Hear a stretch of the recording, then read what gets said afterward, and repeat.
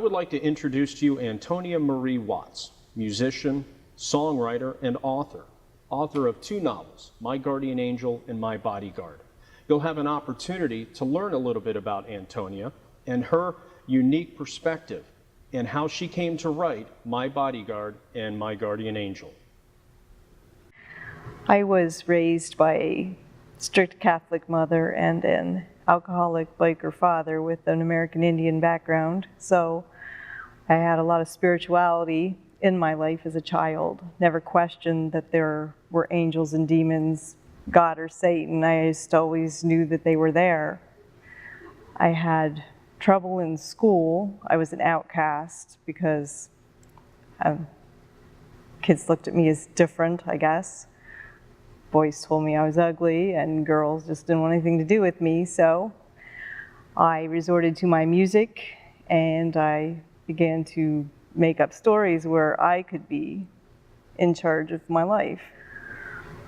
I found 2 best friends in school, Angie and Kim, and we became blood sisters. We took an oath that we would get together, create a band.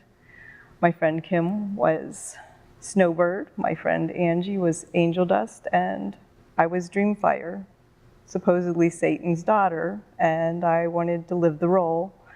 I liked heavy metal music. I looked up to Ozzy Osbourne. I looked up to AC/DC, and I really thought that the occult was the way to go. I began studying that. I found that I wanted to advance my music, so I signed up for guitar lessons with my friend Kim, and we started taking guitar lessons from a man that knew a lot about music, but he is also raised in the occult through his family. He had a lot of knowledge in witchcraft, in all kinds of occult studies that we discussed that I won't go into, but we were, learned much about the occult as we did about music. Not too long after that, Kim and I signed up for a college course in ESP and the occult. And we went to the classes, found that there was a young lady there that there's one in every class that knows more than everybody, experienced more than everybody, and we wondered why everybody else didn't understand that she was acting, because we could see through it. About the 4th class, the teacher decided that we were going to have a seance. So we met at one of the students' houses, an older lady that had a house that was dark, full of antiques, place that looked like a place you would have a seance. We went into a room, a parlor, with a round table, lit candles. There were 11 of us sitting around the table, candles lit, dark. And we decided to call back one of the students' fathers who had just passed away. My friend Kim said that she felt something. She didn't tell anybody but me, but I didn't want to be left behind, so I really wanted to feel something. There was a knock at the door, and 2 more people came, making it 13. There were 13 of us around the table. The one that showed up was our drama queen. They sat down, and we began to chant. Teacher decided we were going to go straight since nobody spoke, so everybody had pen, paper, and that's where you try to let the spirit write through you.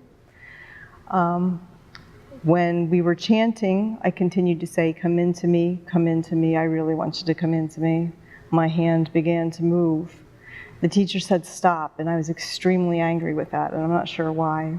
Of course, the drama queen had a novel written by that time, and I just looked at him when she was done with her little games, and I said, "We have to do this again," because there was something coming through me. So he said, "Okay, we'll do it again." Began chanting. I'm asking for it to come into me. My hand begins to move, and he says, "Stop." And I don't understand why he can't see this, but I was so angry. My best friend Kim was sitting next to me, and she looked at me, and she got up, and she said, "I'm out of here." And I wasn't sure what to do because I drove. So she took off out of the room, and I ran after her. And I grabbed her halfway, and I said, "Where are you going?" And she said, "I'm out of here. I'm done." I said, "You're not going anywhere because, I drove." She goes, "I don't care if you drove or not, I'll walk." And she ran out the front door. I followed her, and it was mid-October, so it was a unusual snowstorm. And I walked out and the cold air hit my face and everything started coming back. And I said, why did you leave? It was really happening. And she said, because I looked in your eyes and I don't know who you were. You were somebody else. And I told her that I realized that while we were chanting, I was watching from somewhere behind me. I was watching everybody. I was looking at the candles, I watched everybody. My arms were numb from here down. And I didn't understand how I was watching from behind me, especially since my face and my hands were levitating above the table about this far. So I was facing the table. I wouldn't have been able to see anything from inside me. When I came back into my body, there was an evil beyond anything I can explain. Just anger, hatred. I wanted to go beat the living daylights out of that girl for playing games, and I'm just not like that. I never experienced any anger like that. I never before, since, ever, never wanted to. I went to my friend Kim's that night, made her cover the mirrors, because I had studied the occult enough to know that what I had invited in didn't have to leave. I very well could have been possessed by the demon that was in me. So I had a different outlook on what I was searching for. And about a year later, a year and a half later, a good friend of mine had a car accident. I went to the hospital and her family's sitting there. They told me she had a 20% chance of survival. And I wasn't sure how to deal with that because I didn't know God. I didn't. And I went home to my apartment alone. I paced the floor, looking up, yelling at the ceiling, where are you? I need to know that you're there because I don't see you, I don't feel you, where are you? And I dropped down on the bed and I laid there and I began to say over and over in my head, God, if you're real, I need to know you. Show me how to get through to you.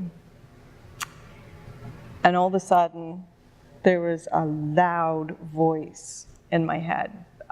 It wasn't through my ears, it was just automatically in my head.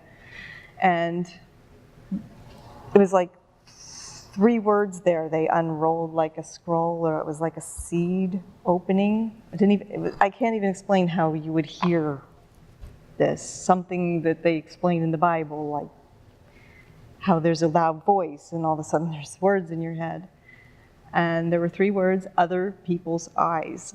And I had the most euphoric experience, just joy beyond anything I've ever experienced. I felt just intense emotion.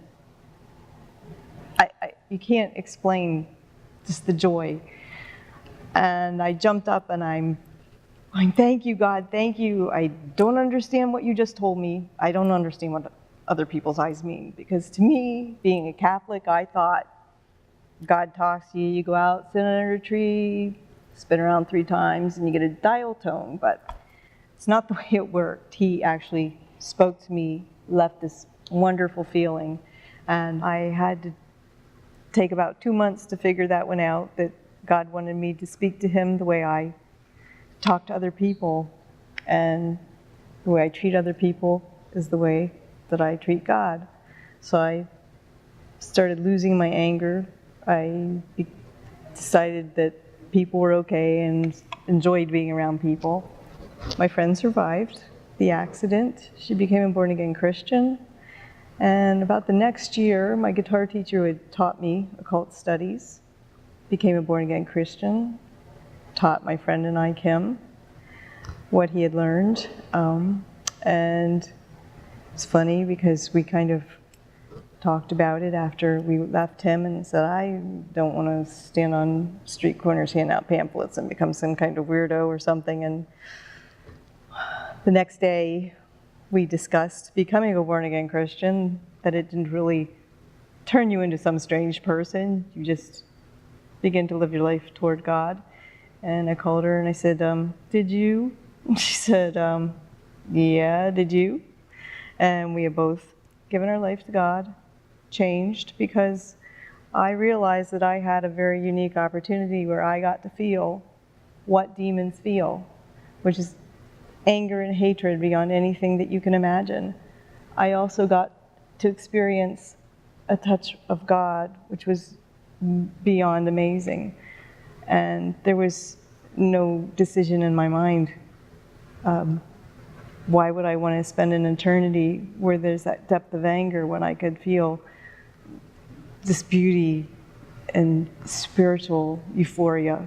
So, changed my life, and I do sense spirits around me at all times, some good, some bad. I have to trust God to watch over me, and I use that perspective to write my books, to help other people to see that. I became an author because I wanted to help people to see that Christians aren't some strange form of being that, you know, we're up here, we don't sin. We're just like everybody else. We make mistakes, and we just live our lives with a different perspective of where we want to go. And like I said, I was touched by both demons and by God. There's no decision there that could make me ever turn back.